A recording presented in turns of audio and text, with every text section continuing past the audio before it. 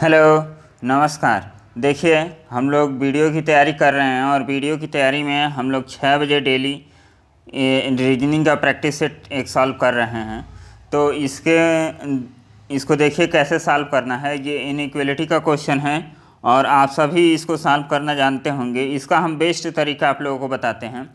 देखिए, ये सिंबल होता है, यहाँ से हम एंट्री करते हैं और यहाँ से एंट्री हमें नहीं मिलता है। इसको डिटेल में चैप्टर वाइज हम जो रीजनिंग पढ़ा रहे हैं 3 बजे, उसमें भी हम इसको पूरा एक लेक्चर या 2 लेक्चर में पूरा आपका डाउट ख़त्म कर देंगे।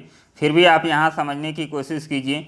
जो भी ये फिगर दिया होता है ऐसे, तो यहाँ से एंट्री करेंगे और यहाँ से एंट्री करेंगे। जैसे ही ये पोर्शन मिला तो यहाँ से एंट्री हमारी बंद हो जाएगी। और जो इक्वल टू होता है, इक्वल टू में दोनों तरफ से एंट्री होती है। इस तरह दोनों तरफ से हम आ जा सकते हैं। तो इसको देखिए कैसे सॉल्व करना होता है। यहाँ बोला है कि निम्नलिखित में से किस अभिव्यक्ति में अभिव्यक्ति h is less than equal to f और j is greater than h निश्चित रूप से सही है। अब देखिए, j से एंट्री करनी है और h तक जानी है। हमें j यहाँ है, h यहाँ है। j से एंट्री किए लेकिन एंट्री यहाँ क्या हो गई, बैन हो गई। तो ए ऑप्शन आपका ख़त्म हो गया।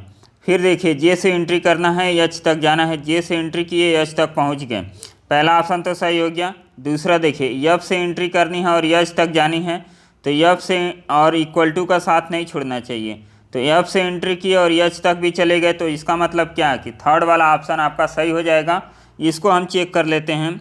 यच से एंट्री किए, एच तक गए, चले गए, पहला ऑप्शन सही। लेकिन यफ से एंट्री करके, अब देखिए यफ से एंट्री ही नहीं मिला तो गलत हो गया। अब यफ से एंट्री करके एच तक जाना है, यफ से जी तक जाए और जी से एच तक गए, लेकिन यहाँ पे इक्वल टू क्या हो गया, नहीं है, इसलिए ये भी गलत हो जाएगा। और जे से एच तक जाना है तो जे से एच तक भी नहीं जा पाएंगे। तो इसमें करेक्ट ऑप्शन आपका कौन सा होगा, सी ऑप्शन करेक्ट हो जाएगा। नेक्स्ट क्वेश्चन देखिए, जिस तरीके से हम बता रहे हैं सॉल्व करने के लिए, उस तरीके से यदि आप सॉल्व करेंगे तो इसको आप बहुत आसानी से सॉल्व कर सकते हैं। क्वेश्चन देख के आप आंसर लगा सकते हैं। अब यहाँ पे देखिए, के से एंट्री करनी है और यम तक जानी है और इसमें इक्वल टू साथ नहीं छोड़ना चाहिए। और यल से एंट्री करना है, पी तक जाना है और इसमें दिया है कि क्वेश्चन मार्क पे क्या हो कि ये कथन जो ऊपर दिया गया है वो सही हो। तो आप देखिए, यम कहाँ है और के कहाँ है। के यहाँ है, यम यहाँ है। तो के से एंट्री करके हमें जाना है यम के तरफ।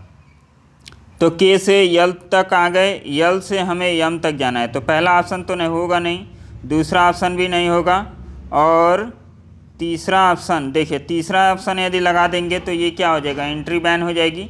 तो ये डी ऑप्शन आपका पहले वाले से सही हो गया। अब यल से पी भी देख लीजिए, यल से पी मतलब डी ऑप्शन आपका करेक्ट 100% सही है। नेक्स्ट क्वेश्चन देखिए, नेक्स्ट क्वेश्चन में क्या दिया गया है, इसको मैथमेटिकल ऑपरेशन बोलते हैं। इसको साइन चेंज करके हमें लिखना होता है। अब देखिए, 10 स्टार का मतलब क्या है, ए इंटू बी मतलब 10 इंटू 10। फिर इक्वल टू का साइन क्या है, इक्वल टू का अर्थ है माइनस, -5। फिर इसका भी इंटू 10, क्वेश्चन मार्क का अर्थ है +50 और एट द रेट का अर्थ है डिवाइड, मतलब डिवाइड 10। अब देखिए, 10 से 50 में डिवाइड करेंगे तो ये आ गया 5 और इसको मल्टीप्लाई करेंगे तो ये हो गया 50 -50 और इसको मल्टीप्लाई करेंगे तो ये कितना आ गया 100। तो 100 में से 50 घटाएंगे तो कितना हो गया 50 और 50 में 5 जोड़ेंगे तो 55। ये डी ऑप्शन आपका सही हो गया। नेक्स्ट क्वेश्चन देखिए, ये ब्लड रिलेशन का क्वेश्चन है। काफ़ी अच्छा क्वेश्चन है और इस तरह के क्वेश्चन आपके वीडियो में पूछे गए हैं। तो उसको कैसे सॉल्व करना है इसको देखिए। आपको यहाँ पे क्या दिया है, ये कुछ इन्फॉर्मेशन दिया है और इन्फॉर्मेशन के आधार पे इन दोनों क्वेश्चन को हमें सॉल्व करना है। काफ़ी अच्छा क्वेश्चन ये होता है। इसको देखिए कैसे सॉल्व करना है। अब यहाँ दिया है व्यंजन, निम्नलिखित व्यंजन में प्रश्नवाचक के स्थान पर निम्न में से क्या आना चाहिए ताकि यह स्थापित हो सके कि बी के का बच्चा है। अब देखिए, बी यहाँ है और के यहाँ है। तो पहले हम निकाल लेते हैं कि इसमें क्या क्या आपका सही हो रहा है। तो देखिए, टी परसेंटेज के, तो परसेंटेज का अर्थ यहाँ पे क्या है, पी क्यू की मात्रा है, मतलब टी के की मात्रा है। टी माता हो गई के की। फिर हैशटैग का अर्थ क्या है, पी क्यू की पत्नी है, मतलब के एफ की पत्नी है। तो एफ यहाँ हो गया, ये हस्बैंड हो गया और ये पत्नी हो गई। फिर परसेंटेज, परसेंटेज का मतलब पी क्यू की माता है, पी क्यू की माता है, एफ यल की माता है। हम देखिए कुछ गलत सॉल्व कर रहे हैं। यहाँ हैशटैग का मतलब क्या है, पति यहाँ पे दिया है, हम पत्नी पढ़ लिए हैं। देखिए ये कुछ गलतियाँ हो रही हैं, इसको हमें सुधारना है। फिर से हम इस क्वेश्चन को सॉल्व करते हैं। टी परसेंटेज के, परसेंटेज का मतलब क्या, यहाँ पे दिया है कि टी क्यू की माता है तो टी के की माता है, तो टी के की माता हो गई। और हैशटैग का मतलब है पी क्यू का पति है तो के एफ का पति है, ये पति है और ये पत्नी है। फिर परसेंटेज का मतलब, परसेंटेज पी क्यू की माता है, एफ यल की माता है, यल यहाँ हो गया, यल का जेंडर अभी नहीं पता। अब प्लस का अर्थ सबसे ऊपर दिया है कि पी क्यू की बहन है, मतलब यल जो है यन की बहन है, तो यल बहन हो गई किसकी, यन की। अब देखिए यहाँ पे दिया है बी, अब यहाँ पे दिया है तो इस वाले स्थान पे बी यहीं पे कहीं जुड़ना चाहिए, तो बी यहीं पे कहीं जुड़ना चाहिए। तो इसके लिए हम कौन सा सिंबल देख सकते हैं, पहले एक एक वाला देखिए। परसेंटेज, परसेंटेज का मतलब यहाँ पी क्यू की माता है। अब देखिए यन और बी एक जनरेशन में होना चाहिए, तो ये गैप दे रहा है, तो ये ऑप्शन आपका कट गया। हैशटैग का क्या मतलब, ये पति, मतलब यन और बी क्या है, भाई या बहन हैं, तो ये भी गलत हो गया। या पॉजिटिव पी क्यू की बहन है, मतलब यन बी की बहन है, यन जो है बी की बहन है, तो ये ऑप्शन आपका सही जा रहा है। तो देखिए अभी ई ऑप्शन आपका सही हुआ। हैशटैग को हम देख लेते हैं तो आपका बी ऑप्शन सही। अब जल्दीबाजी में इसको ई को टिक मत कर दीजिएगा, पहले इसको चेक कर लीजिए, या तो दिया है ना। अब हैशटैग पी क्यू का भाई है, जो एन है बी का भाई है। अब देखिए इसका भी जेंडर हमें पता नहीं था, तो इसको भी लगाएंगे प्लस से तो ये सिस्टर हो जाएगा, और हैशटैग को लगाएंगे तो ये ब्रदर हो जाएगा। तो हमारा ऑप्शन क्या होगा, बी ऑप्शन हमारा करेक्ट होगा। इसमें कन्फ्यूजन नहीं होना है कि हमें एक ऑप्शन मिल गया तो हम एक ऑप्शन पे टिक करके आगे बढ़ जाएंगे। आपके जितने भी ऑप्शन उससे दिए गए हैं उसको रिलेट करके आपको चेक करना होता है, तब जाके आपको करेक्ट आंसर देना होता है। अब देखिए प्लस यहाँ पे रखेंगे तो ये सिस्टर होगी, और @ रखेंगे तो ये ब्रदर होगा। तो उससे कोई मतलब नहीं है, कोई ना कोई जेंडर मिलना चाहिए, तभी ये के का क्या बच्चा सिद्ध होगा, नहीं तो नहीं होगा। तो चलिए नेक्स्ट क्वेश्चन। नेक्स्ट क्वेश्चन में क्या दिया है, निम्नलिखित में से कौन सा व्यंजन दर्शाता है कि जे एफ की पत्नी है।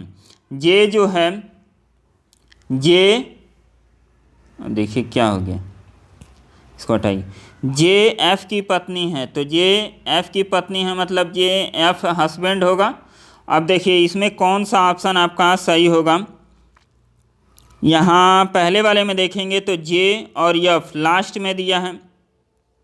चलिए इस क्वेश्चन को हम आप लोगों को होमवर्क देते हैं, और इस क्वेश्चन को आप लोग ज़रूर कीजिएगा। पहले क्वेश्चन को हमने समझा दिया कि कैसे करना है, और इस क्वेश्चन को आप लोग कमेंट करके बताइएगा कि कौन सा ऑप्शन आपका सही होगा। चलिए नेक्स्ट क्वेश्चन हम देखते हैं। नेक्स्ट क्वेश्चन में क्या दिया गया है, अपने से आगे बैठी हुई महिला की ओर देखते हुए अमित ने कहा, मतलब अमित ने कहा, अमित यहाँ हो गया, और वह मेरी पत्नी के पति। अब देखिए वह मेरी पत्नी मतलब इन्हीं की पत्नी हो गई कोई, और वह मेरी पत्नी के पति की बहन है, मतलब ये खुद की बहन बता रहे हैं, ये खुद की सिस्टर हो गई। तो उस महिला का अमित से क्या संबंध है, तो अमित से क्या संबंध है, बहन का संबंध है। आसान क्वेश्चन है। नेक्स्ट क्वेश्चन देखिए, ब्लड रिलेशन से क्वेश्चन आपके वीडियो के एग्जाम में ब्लड रिलेशन से 6 से 7 क्वेश्चन आए हुए हैं।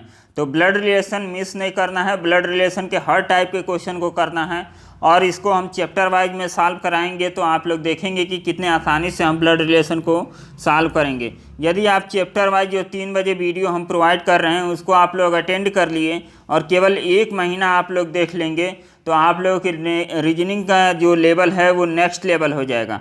हमें 2 घंटा लेक्चर सुनने की कोई ज़रूरत नहीं होती है। आप 10 से 15 मिनट, आधा घंटा मैक्स एक चैप्टर पे यदि इन्वेस्ट करेंगे तो आपको बेस्ट रिजल्ट मिलेगा। हम वही पढ़ाते हैं जो क्वेश्चन जहाँ से बन जाए, फालतू चीज़ हमें पढ़ाने की कोई ज़रूरत नहीं होती है। चलिए नेक्स्ट इसको देखते हैं। इसको क्या लगा, एक व्यक्ति की ओर इशारा करते हुए एक व्यक्ति ने एक औरत से कहा। एक व्यक्ति की ओर इशारा करते हुए एक आदमी ने एक औरत से कहा। अब देखिए ये आदमी हो गया और ये औरत हो गया। ये किसी पुरुष को इशारा करते हुए कह रहा है तुम्हारे पिता, मतलब इनके पिता, एक एक स्टेप चलना होता है। तुम्हारे पिता की इकलौती पुत्री, ये खुद होंगी, इकलौती पुत्री इसकी माता है, मतलब इसकी माता मतलब इसका बच्चा होगा कोई।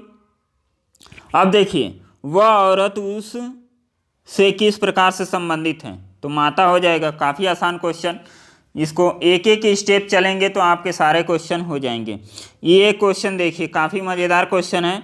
6 विद्यालय हैं ABCDEF इस प्रकार स्थित हैं कि D के पूर्व में 1 किलोमीटर दूरी पर A हैं। D के पूर्व में 1 किलोमीटर दूरी पर A हैं, F है। F के दक्षिण में 2 किलोमीटर दूरी पर C हैं, 2 किलोमीटर दूरी पर C हैं। फिर D के दक्षिण में 1 किलोमीटर दूरी पर E है, 1 किलोमीटर दूरी पर E है। फिर C के पश्चिम में 1 किलोमीटर दूरी पर A है, पश्चिम में 1 किलोमीटर दूरी पर A है। फिर E के पश्चिम में 2 किलोमीटर दूरी पर B है, मतलब इसके पश्चिम में 2 किलोमीटर दूरी पर B है। तो निम्न में से एक सीध में कौन सा होगा? एक सीध में देखिए यही दिखाई दे रहा है DEA, तो कौन सा ऑप्शन हो जाएगा? DEA, D option. तो इस तरह क्वेश्चन को सॉल्व करना है। क्वेश्चन को देख के घबराना नहीं है, आपको आराम से क्वेश्चन को पढ़ना होता है और समझना होता है। चलिए नेक्स्ट क्वेश्चन।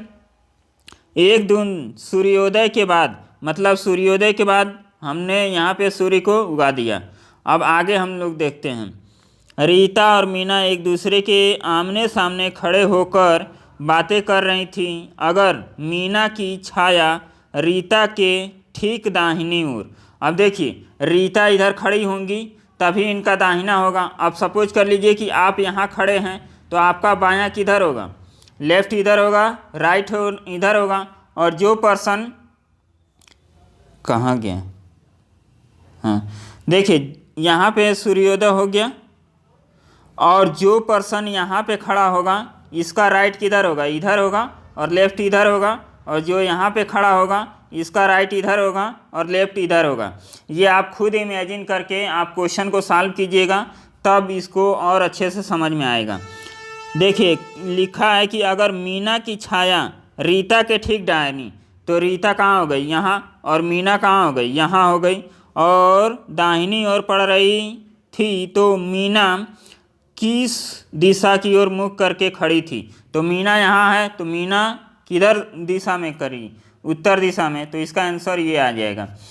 चलिए इसको क्वेश्चन को करते हैं कोडिंग डिकोडिंग का क्वेश्चन। और कोडिंग डिकोडिंग का क्वेश्चन देखते ही हमें याद आ गया कि ये डेमोक्रेटिक लिखा है और इसमें क्या किया गया है कि 2 वर्ड को उल्टा कर दिया गया है। मतलब DE लिखा गया है तो पहले E आ गया है फिर D आ गया है। तो यहाँ पे C और O लिखा है तो O और C कर दीजिए, तो ये दोनों ऑप्शन ख़त्म।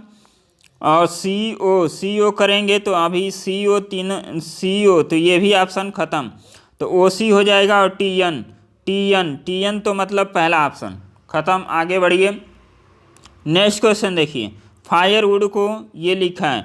अब यहाँ पे क्वेश्चन देख के ही पता चल रहा है कि 4 को उल्टा कर दिया है, तो 4 को उल्टा किया है तो आप भी उल्टा कर दीजिए। अब देखिए FIRE तो ERIF, तो यहाँ पे हो जाएगा CAR और F। कौन सा ऑप्शन है? CARF।